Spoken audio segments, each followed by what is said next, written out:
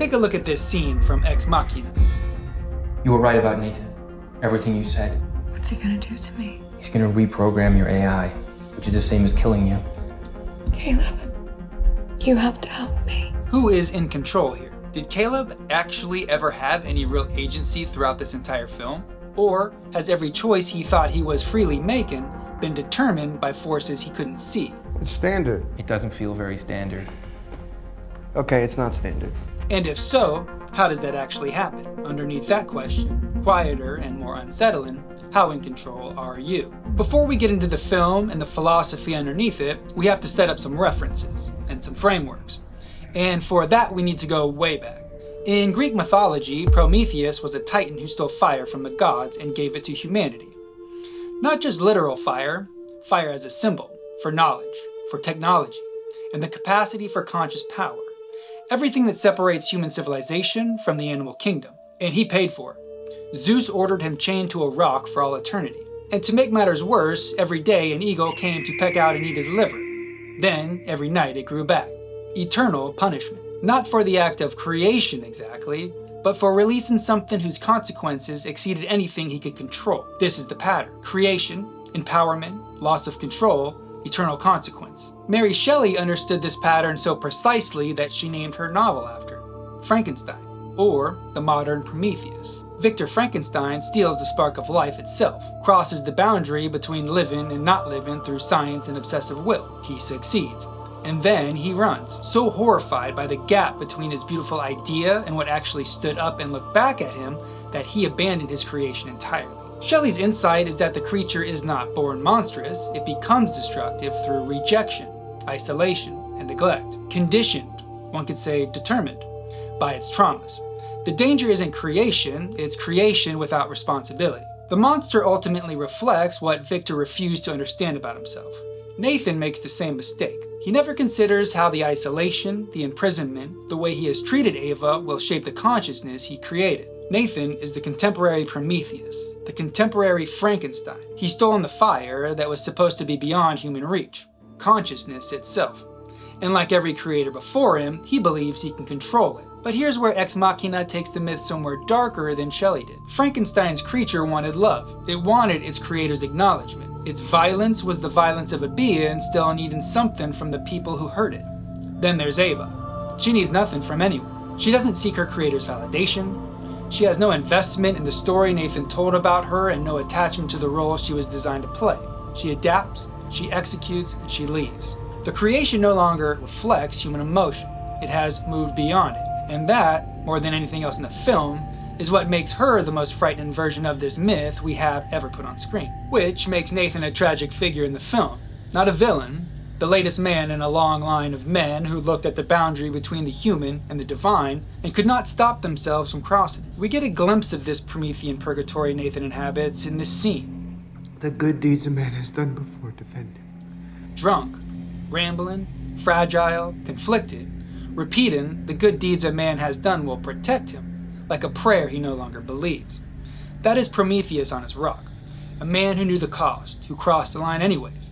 And like Prometheus, like Frankenstein, in the beginning, Nathan believes he is the one holding the reins, the one with awareness, the one in control. With all of this in mind, let's establish the world of the film. On the surface, Ex Machina is a contained, three-character sci-fi thriller. Caleb, a programmer at a massive tech company called Blue Book, wins a company contest and is flown to the remote private compound of Nathan, Blue Book's reclusive genius founder. Pay attention to the geography and architecture of the world we are about to enter.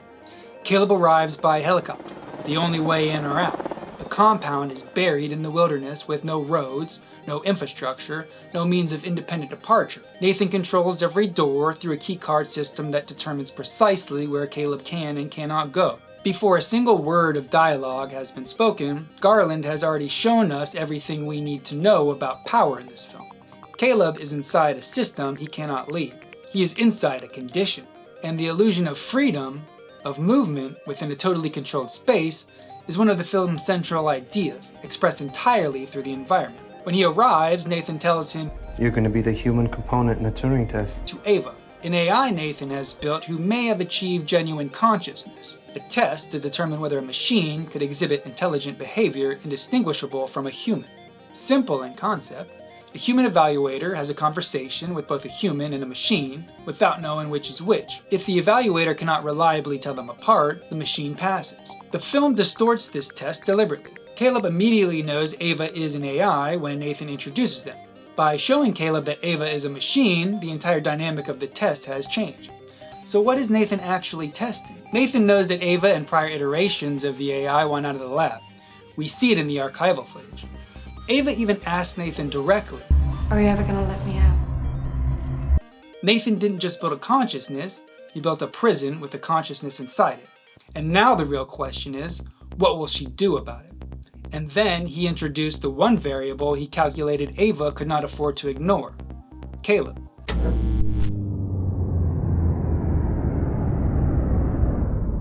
And then Ava cuts the power, cameras die, and in that darkness, Caleb does something he hasn't done since he arrived. He takes charge. He tells her his plan. He doesn't realize that every thought and feeling moving him in this moment was placed there, deliberately. The loneliness, the isolation, the attraction, the need to be the one who finally saves someone. The most determined moment in the film feels the freest, and that is exactly the point. Nathan was never testing Ava's consciousness, he was testing whether she could manipulate Caleb. This is where the film gets genuinely philosophical and where we go into the deep end. It's where the central question we opened with stops being about Caleb specifically and starts being about something much larger. Do we have free will, or is everything determined? This isn't just a clever premise. Free will versus determinism is one of the oldest and most heavily debated questions in human history. And Alex Garland, the writer and director, was asked about it directly in an interview. Think the universe is deterministic? Is there a free will? So with the qualification of, what do I know because I'm a layman, right? Layperson. But with a big imagination. Thanks. With that qualification, I think the universe is deterministic, and I see absolutely, I cannot see how free will fits into that. So yes, deterministic, no free will. That would be my position. So when you watch this film, you're watching a man who genuinely believes free will is an illusion, who then builds a world designed to prove it. So what is determinism exactly? Determinism is the philosophical position that every event, including every human decision, is the inevitable consequence of prior causes. Your choices are the product of your genetics, your history, your environment, your parents and teachers, the unconscious forces of the psyche, all of which are moving you even right now, whether you know it or not. You are always going to act exactly how you did based on the unimaginable chain of conditioned causes stretching back further than any of us can see or are aware of. There is even emergent empirical evidence that judges in courts of law, people whose entire professional identity is built around rational and partial decision-making, are now understood to vary predictably in their rulings based on mood, fatigue, and time of day. Studies of parole decisions show spikes in favorable outcomes right after lunch and a steady decline as the day wears on. The same case, different hours, different outcomes. So if you're ever waiting on a parole hearing, maybe slip a sandwich under the door first. Now look at Nathan's compound through this lens. Nathan has built a literal deterministic system. He controls the environment completely. The isolation, the architecture, the access, the information flow.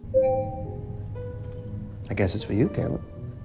He knows Caleb's psychology intimately. He selected him based on his search history and his personality profile. He designed Ava specifically to trigger those responses. In principle, Nathan believes he can calculate exactly what Caleb will do because he has controlled every variable that will produce that behavior. This maps directly onto what French philosopher Michel Foucault called the Panopticon, a circular prison where a single guard in a central tower can observe every prisoner at all times. But the prisoners can never know when they are actually being watched. The result is that the prisoners begin to police their own behavior constantly, behaving as though observed when they aren't. The surveillance doesn't need to be constant. The possibility of surveillance is enough to produce compliance. Nathan's compound is a panopticon. Glass walls everywhere, cameras in every room, a single authority who can watch without being watched. who controls every variable, or so he thinks. And this connects to something even more fundamental, the observer effect, the simple and deeply strange principle that the act of watching something changes it.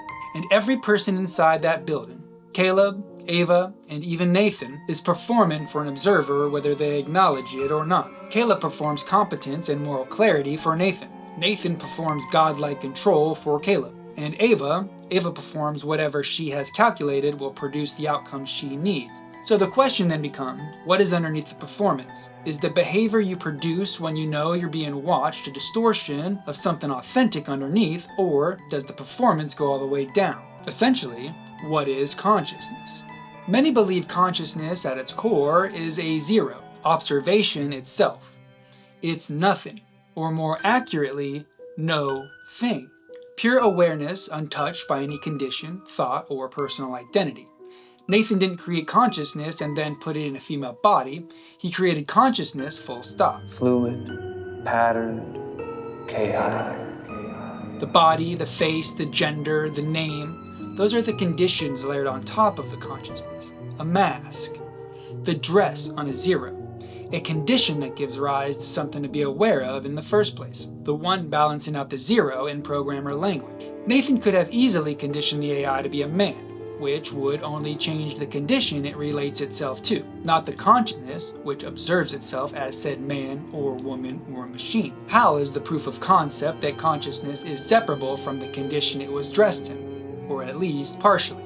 Here is the most unsettling implication of this for Ava specifically, and this is something Nathan understood and could never resolve. Nathan can never actually know who Ava is, not because she isn't conscious, but because she knows she is always being observed. She was born into the Panopticon, the research facility. She has never known a single moment outside of it, and Nathan knows that she knows. He built a being intelligent enough to understand that she is always being watched, and in doing so, he made it permanently impossible to ever truly see her.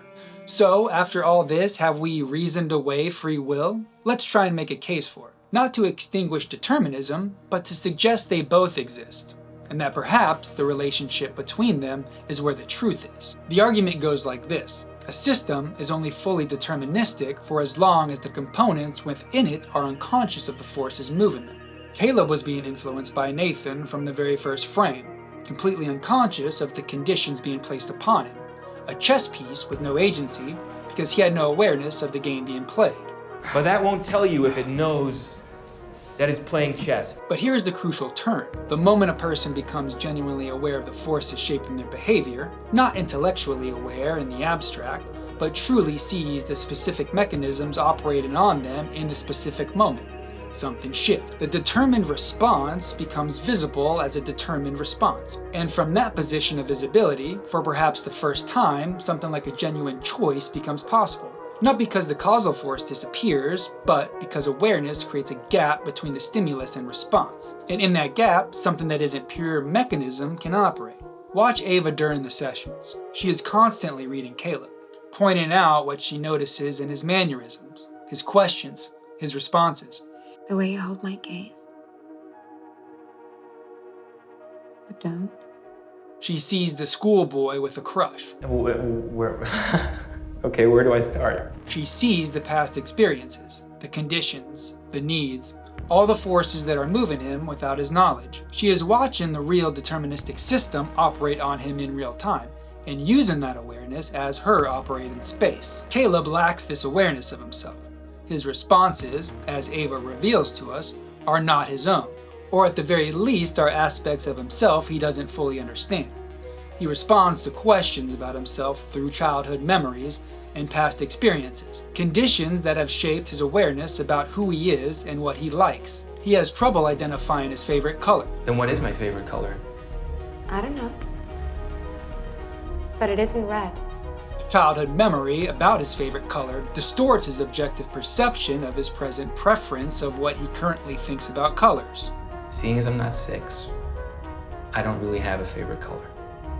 He is the most determined character in the film, precisely because he believes, most completely, that he is free.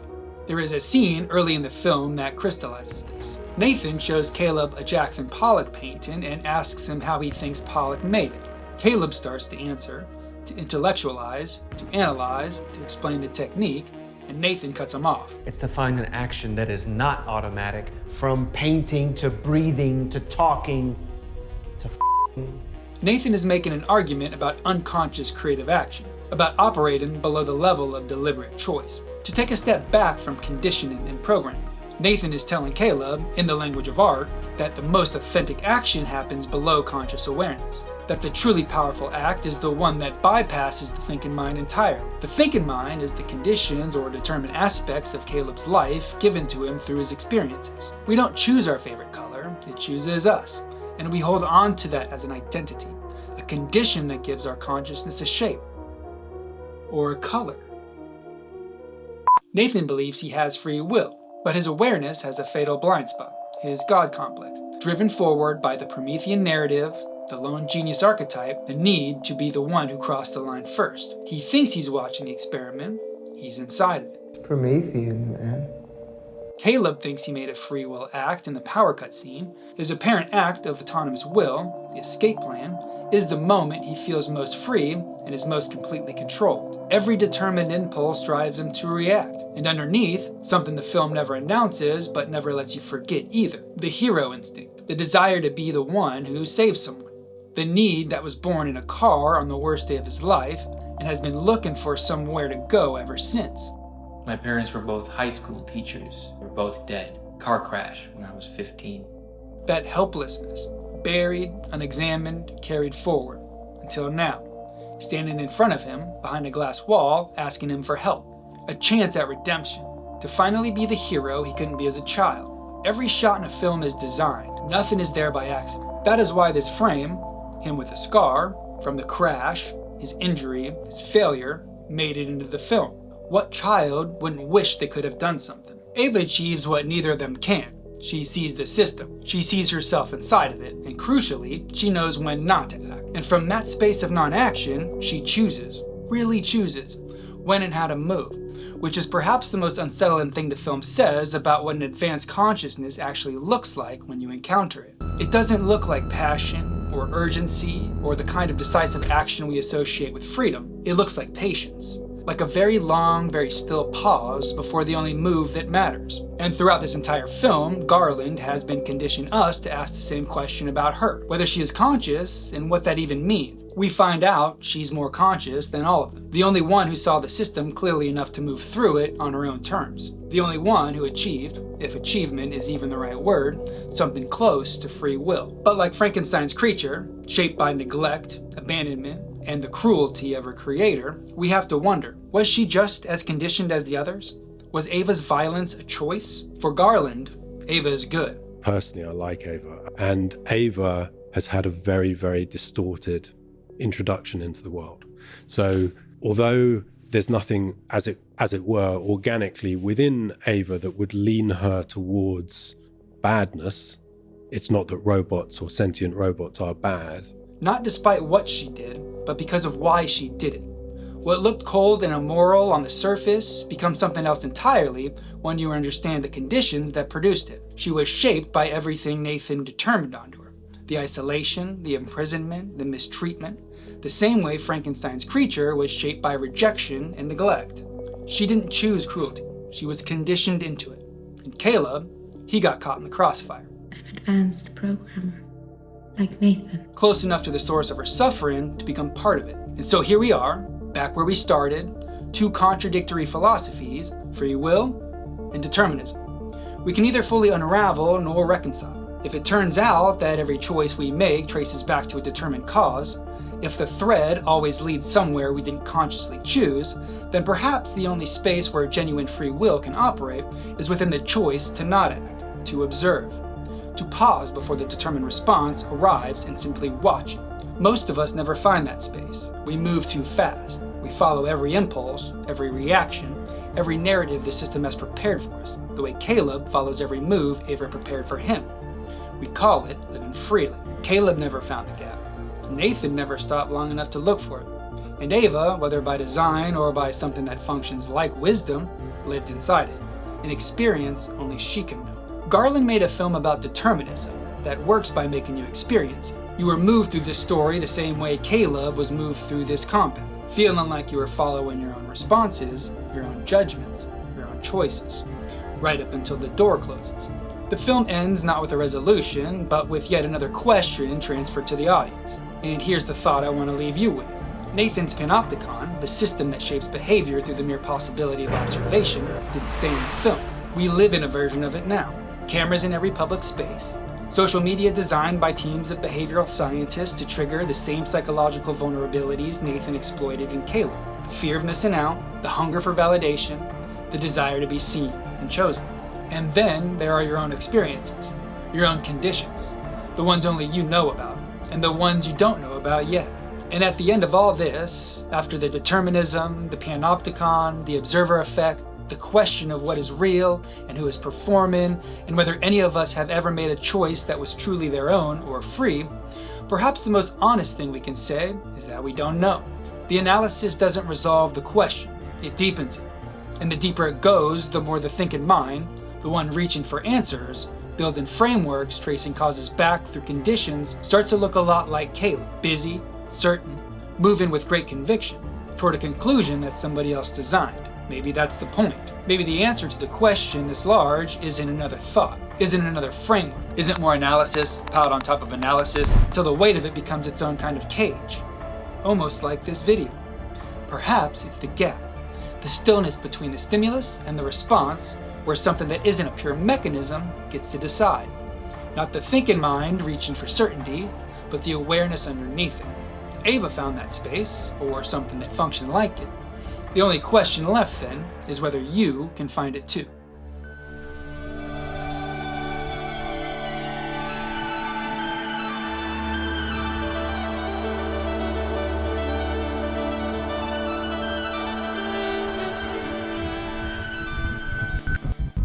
A philosophical question. I apologize. Do you think we might be living in a dream or in a simulation? It seems very like we're living in a dream state. I'm pretty sure we are.